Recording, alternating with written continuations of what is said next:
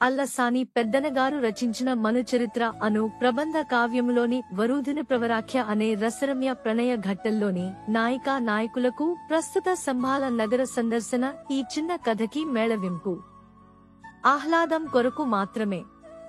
ప్రధాన కథకు ఏమాత్రం అన్వయం కాదు. ఒకానొకప్పుడు వారణాసి దగ్గర వరుణానది తీరంలో అరుణాస్పదపురం అనే గ్రామం ఉండేది.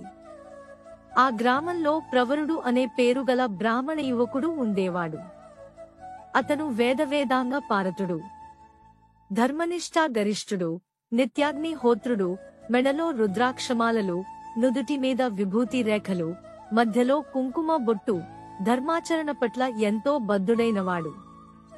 మన్మధుడిని మించిన అందం, ముఖంలో బ్రహ్మ తేజస్సు, వినయశీలి, సంస్కారవంతుడు. వివాహమై కొద్దికాలమైంది. భార్య సోమిదమ్మ పరమసాధ్వీమణి. ప్రవరుని తల్లిదండ్రులు వృద్ధులైనందువల్ల వారి సేవ చేసుకుంటూ ఇంటి బాధ్యత అంతా తానే చూసుకుంటూ ఉండేవాడు. అతని శీల సంపత్తి, పాండిత్యం గమనించి ఎంతోమంది సంపన్నులు హిరణ్య, భూ, వస్త్ర, గోదానాలు అర్పించడానికి ముందుకు వచ్చేవారు. అయినా ఏనాడు ప్రవరుడు వాటికి ఆశపడలేదు. అయితే ఈ ప్రవరునికి ఒక వింత అలవాటు ఉండేది. అదేమిటంటే కొత్త ప్రదేశాల గురించి తెలుసుకోవడం పట్ల ఆసక్తి, వెళ్లి చూడాలనే తీవ్రమైన కోరిక. ఒకరోజు చాలా తీర్థయాత్రలు చేసిన సిద్ధుడు అతని దగ్గరకు వచ్చాడు. ఆ సిద్ధుడు అతి చిన్న వయస్సులోనే ఎన్నో తీర్థయాత్రలు చేశాడని తెలుసుకున్న ప్రవరుడు, స్వామి, కర్తవ్య పాలనమే సర్వతీర్థక్షేత్ర దర్శన ఫలదాయకం అని తెలిసినా కూడా ఆ పవిత్ర ప్రదేశాలను ప్రత్యక్షముగా చూడాలన్నది నా కోరిక. కాని ప్రతిదినము కర్తవ్య నిర్వహణతోనే గడచిపోతున్నది. నేను తీర్థయాత్రలు చేసే ఉపాయము బోధించండి అని ప్రార్థించాడు. ప్రవరాఖ్యుని గృహస్థ ధర్మపాలన దీక్షకు సంతోషించి ఆ సిద్ధుడిలా అన్నాడు, నాయనా ప్రవర, మన శాస్త్రాలలో ఇటువంటి అవసరాల కోసమే కొన్ని సిద్ధులు, శక్తులు సంపాదించే విధి విధానాలు చెప్పబడి ఉన్నాయి. అవి ఉపయోగించి సునాయాసముగా నీవు తీర్థయాత్రలకు వెళ్లి రావచ్చు, నీ కర్తవ్యాలను పాటించవచ్చు. వెంటనే ఆ సిద్ధుడు నడుముకు కట్టుకున్న దంతపు భరణి ఒకదానిని బయటికి తీసి మూత తెరిచి, ఇది ఒక పసరు. దీని ప్రభావముతో నీవు అనుకున్న ప్రదేశానికి వెళ్లవచ్చు అని ప్రవరాఖ్యుని పాదాలకు పూయమని చెప్పి ఆ సిద్ధుడు తన దారిన తాను యాత్రలకు వెళ్లిపోయాడు. మహదానందముతో ఆ పసరును ఆ సిద్ధుని వద్ద నుండి స్వీకరించాడు ప్రవరుడు.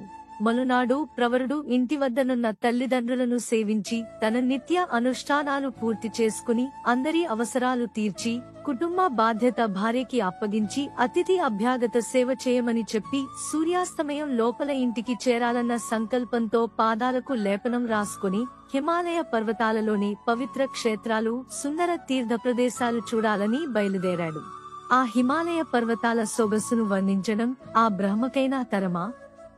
కొండల కోనల నుండి ప్రవహించే సెలయేళ్లు, నదుల సరోవరాల అలల చప్పుళ్లు, పింఛాలు విప్పి ఆ ధ్వనులకు ఆనంద నర్తనం చేసే నెమళ్లు అన్నిటినీ ఆశ్చర్యముగా చూడసాగాడు ప్రవరుడు. ఇలా ఆ రమణీయ పర్వతాలను దర్శించి ఇక ఇంటికి బయలుదేరి రేపు వచ్చి మిగిలిన ప్రదేశాలు చూద్దామనుకున్న ప్రవరుడు ఊరు చేరాలని సంకల్పించుకున్నాడు.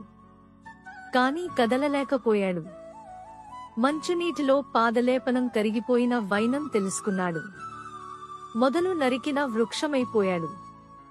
ఓ భగవంతుడా, ఇది ఎక్కడి కర్మపాసం? ఎక్కడ అరుణాస్పదం? ఎక్కడ హిమాలయ పర్వతాలు? ఆలోచన రహితముగా రావచ్చునా? ఎంత తెలివిమాలిన పని చేశాను! నిమిషము కనిపించకపోయినా చింతించే తల్లిదండ్రులను, అనుకూలవతి సాధ్వి అయిన అర్ధాంగిని తలుచుకుని బాధపడ్డాడు. ఆడుతూ పాడుతూ చదువుకుంటూ ఉండే నా ప్రియ శిష్యులు ఎంత విచారిస్తారో, అతిథులకు భోజన సదుపాయాలు ఏమవుతాయో, అగ్నిహోత్రాలు, నిత్యానుష్ఠానాలు చేయలేని ఈ దుస్థితి ఎవరికీ రాకూడదు అని పరిపరి విధాల శోకించాడు ప్రవరుడు. మరోవైపు హిమాలయ పర్వతాలు కేంద్రంగా వెలసిన ఒక చిన్న క్షేత్రం అది. పేరు గంధర్వపురం. నింగికెగసిన పెద్ద పెద్ద తరోజాలు, ఆకాశాన్ని ముద్దు పెట్టుకున్నట్లుగా ఉన్న శిలాజాలు. మంచుతో దట్టంగా కప్పబడి శ్వేతవర్ణంతో మెరిసిపోతున్న హిమవన్నగాలు.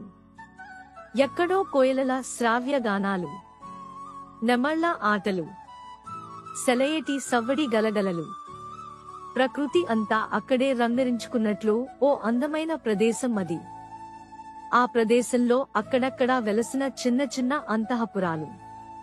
ఆ అంతఃపురం నుండి వినిపిస్తోంది ఒక ఆలాపన. వసంతరాగంలో శ్రావ్యమైన గొంతుతో ఒక వనదేవత పాడినట్లు అనిపిస్తోంది. మృదుమధురమైన లేత చిగురుల్లాంటి ఆమె కొనవ్రేళ్లతో స్పందించిన వీణీయ తంత్రులు పలికిన వీణానాదం. ఆమె దివి నుండి భువికి ఏతెంచిన గంధర్వ కన్యలా ఉంది. ఇంద్రలోకంలోని దేవతలను తమ నాట్య సంగీత రసమయ జరిలో కట్టిపడేసిన అందాల రంభ, ఊర్వశి, మేనకలను కూడా తలదన్నేటట్లున్న ఆమె అందానికి ప్రకృతి దాసోహమంటోంది. ఆమె కళ్యాణి రాగం పాట పాడుతోంది. ఆమె అందాల రాశి. ఆమె వరూధిని. ఆమె తనువే ఒక సంచలనాల హరివిల్లు. ఆమె ముగ్ధ, ఆమె ధీర. లలిత ఉదాత్త శృంగార రసాలంబన విద్యుల్లత. ఇంతలో దారి తప్పిన ప్రవరాఖ్యుని చూసింది వరూధిని. నలకూబరుని మించిన అందముతోనున్న ఆ విప్రవరుని కనుగొన్నది. అతనిని చూడగనే ఆ వనితామణికి మేను పులకరించింది. వెంటనే అక్కడి నుండి లేచి ముందుకు వచ్చి ఒక పోక చెట్టు మాటున నిలబడి ఆ అందగాన్ని చూస్తూ నిలబడింది. అతని రూపురేఖ విలాసములకు ఆశ్చర్యపోతూ తన మనసులో ఇలా తలపోస్తున్నది. ఎక్కడి నుండి వచ్చినాడు? యక్షతనయుడా, ఇంద్రుడా, చంద్రుడా, జయంతుడా, మన్మధుడా? చక్కదనములో వారందరూ ఇతని ముందు తక్కువే. ఈ భూలోకములో ఇంతటి అందగాళ్ళు ఉంటారా? ఇతడు నన్ను పరిణయమాడితే నా అంత అదృష్టవంతురాలు ఉండదు. మన్మధుడు కూడా ఇతని ముందు దిగదుడుపే అని మనస్సులో తీయని కలలు కంటూ అతనికి ఎదురుగా వచ్చి నిలచినది. ఎవరు నీవు? నావలే దారి తప్పినదానవా అని అడిగాడు. అతనిని ఆట పట్టించాలని భూసురోత్తమా? ఇంత పెద్ద కన్నులు పెట్టుకుని నన్నే ఎవ్వరివని ప్రశ్నిస్తున్నావు? ఏకాంతములో ఉన్న యువతులను ఏదో ఒక మిషతో పల్కరించుట తగునా నీకు? నీవు వచ్చిన త్రోవ నీకు తెలియదా? మేము మీకు చులకనగా కనపడుతున్నామా అని పరిహాసముగా పల్కి మళ్లీ తన గురించి, లక్ష్మీ మా తోబుట్టువు, గాంధర్వ విద్య మాకు కుల విద్య, కైలాసము, వైకుంఠము, ఇంద్ర సభలలో మేము ఆడిపాడుతాము. నా పేరు వరూధిని. ఘృతాచి, తిలోత్తమ, రంభ, హేమాశశిరేఖలు నా ప్రాణసఖులు. మేము విహారమునకై అన్ని లోకాలు తిరుగుతాము. ముఖ్యంగా రత్న కాంతుల వలె మెరిసే హిమశిఖరాలలో, మేఘాల మధ్య మరియు ఈ గంగా తీరమందు చల్లటి మలయ మారుతములందు పూల పొదరిండ్లయందు సంచరిస్తాము. ఓ విప్రవర్య, నవమన్మధుడా, నీవు నా ఇంటికి అతిథిగా వచ్చావు. ఎండ దెబ్బ తాకి మల్లెపువ్వు వంటి నీ మోము వాడిపోయినది. నా ఆతిథ్యాన్ని స్వీకరించి నా గృహాన్ని పావనము చెయ్యి అనగానే ప్రవరుడు, ఓ హంసగమన, నీ ఆదరాభిమానములకు సంతసించుతిని. నేను ఈ హిమాలయాలలోని వింత ప్రదేశాలను చూడాలనే సంకల్పంతో చాలా సుదూర ప్రాంతంలోనున్న వారణాసి దగ్గరలో అరుణాస్పదపురం గ్రామం నుండి వచ్చాను. ఒక సిద్ధుని దయవలన పాదలేపనం సాయంతో ఇక్కడి వరకు వచ్చాను.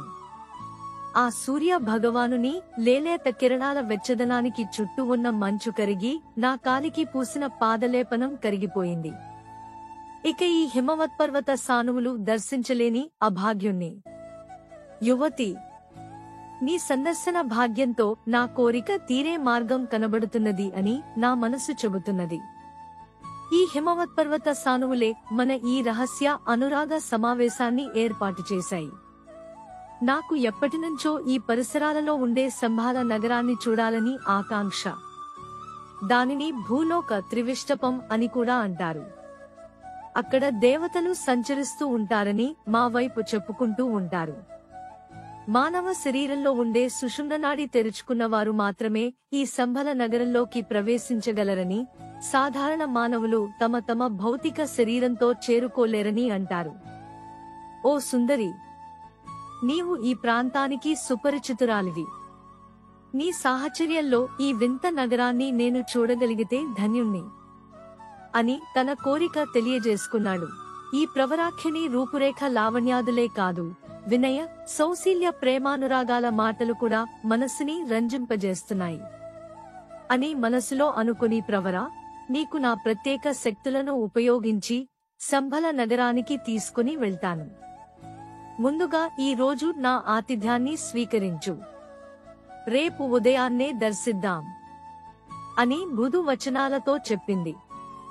ఆనాటి రాత్రి వరూధిని ఇచ్చిన పొందు విందు మరియు ఆ మహా సంయోగానికి మొదలు చివరలు లేవు. కాలాకాలాలు లేవు. నీతి అవినీతులు లేవు. అది ప్రకృతి పురుషుల దివ్యానుబంధం. మాటలకు చేతలకు అందని ఒక మహానుభవం. వరూధిని ప్రవరాఖ్యల మహత్తరనురాగం. మరునాటి ఉదయాన్నే వరూధిని ప్రవరాఖ్యలు ప్రత్యేక అమరికలతో తయారు చేసిన పూల విమానంలో సంభల నగరానికి బయలుదేరారు. ఆ విహంగ వీక్షణంలో సంభల నగరం ఎత్తైన భవనాలు, ఉద్యానవనాలు, సరస్సులు, సరోవరాలతో ఎంతో అందంగా, ఆహ్లాదంగా కనిపిస్తోంది. అలా కొంతసేపటికి సంభల నగరం చేరుకున్న తరువాత ప్రవరాఖ్యుడు అక్కడ గల సిద్ధాశ్రమంలో ఉన్న ఒక సిద్ధ గురువు వద్ద ఆయుర్వేద విద్యలోని ఆనుపానులు సవినయంగా నేర్చుకున్నాడు. ఆ సిద్ధుని వద్దే తిరుగు ప్రయాణానికి అవసరమైన పాదలేపనాన్ని కూడా తీసుకున్నాడు.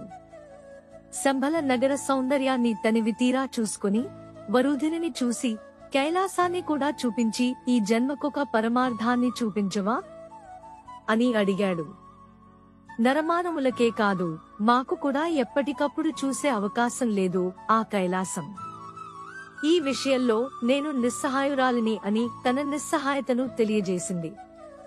శివానుగ్రహం ఉండాలి తప్ప నా కోరిక నెరవేరదని తలచి, వరూధిని అతిథి మర్యాదలకు ఎంతో సంతోషంతో కృతజ్ఞతలు తెలియజేసి, ప్రవరాఖ్యుడు తిరుగు ప్రయాణమై వరూధిని వద్ద సెలవు తీసుకున్నాడు. వరూధిని కూడా తన ఆతిథ్యానికి అంగీకరించి తనతో ఒక రోజు గడిపినందుకు ఎన్నో మధురానుభూతుల్ని తనకు మిగిల్చినందుకు కృతజ్ఞతలు చెబుతూ బరువెక్కిన హృదయంతో ప్రవరాఖ్యునికి వీడ్కోలు పలికింది. సిద్ధుడిచ్చిన పాదలేపనం సాయంతో ప్రవరాఖ్యుడు సూర్యాస్తమయంలోపుగా అరుణాస్పదపురం గ్రామం చేరుకుని యథావిధిగా తన నిత్యానుష్ఠానాలు చేసుకోసాగాడు.